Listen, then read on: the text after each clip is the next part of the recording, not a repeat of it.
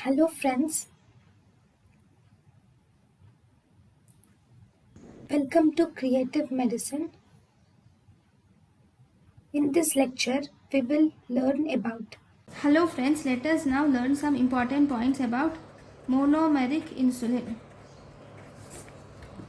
So what are monomeric insulins? Monomeric insulins are also called as newer or designer insulins.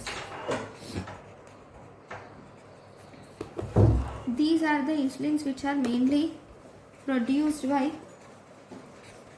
recombinant technology. They are produced by recombinant technology. These include insulin lispro, aspart, glargine, detimer.